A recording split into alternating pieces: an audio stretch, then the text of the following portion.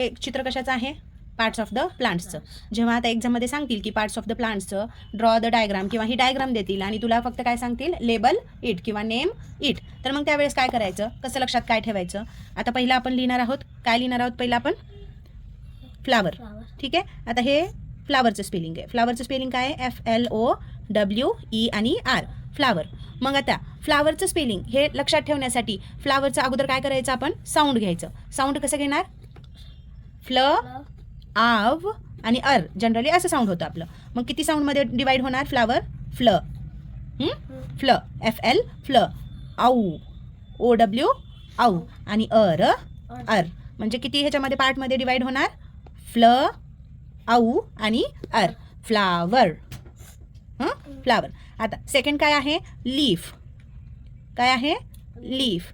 आता लीफचं जेव्हा स्पेलिंग म्हणतो आपण तेव्हा ल, ई आणि फ, ए हे काय असतो? सायलेंट असतो. का बरं? कारण इथं रूल काय आहे, जेव्हा दोन वॉवल्स एकत्र येतात तेव्हा पहिल्या वॉवलचं काय करावं लागतं आपल्याला?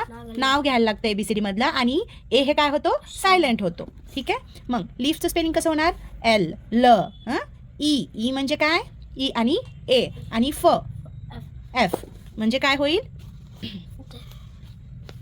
ल, ई आणि फ. किती पार्टमध्ये लीफचं स्पेलिंग डिवाइड होईल? 3 पार्टमध्ये डिवाइड होईल. ठीक आहे. नंतर ना फ्रूट. काय आहे? फ्रूट आहे. तर फ्रूट हे कसं डिवाइड होणार? फ्र म्हणजे F आणि R, फ्र. ऊ. आता इथं जेव्हा दोन वॉवल्स एकत्र होतात तेव्हा पहिल्या वॉवलचं जनरली काय करावं लागतं आपल्याला? नाव घ्यायला लागतं आणि दुसरं वॉवल सायलेंट होतं. फ्र, ऊट, फ्रूट. पण इथं यू, फ्रूट असं नाही येत, इथं ऊ साऊंड होणार ह्याचा. ठीक आहे. फ्रूट. नंतर काय आहे? स्टेम. ठीक आहे. स्टेम. मग स्टेम किती पार्टमध्ये डिवाइड होईल? किती? स्ट, ए आणि म, ह्या 3 पार्टमध्ये स्टेम काय होईल? डिवाइड होईल. म्हणजे स्ट, ए आणि म हे स्टेमचं स्पेलिंग असं लर्न करायचं. सगळ्यात last but not the list काय आहे? रूट. र, ऊ आणि ट. ऊ हे कसं येतं? साऊंड लॉंग साऊंड येतं. का बरं? कारण इथं डबल ओ आहे. जर सिंगल ओ असला असता तर रॉट झालं असतं. ठीक आहे.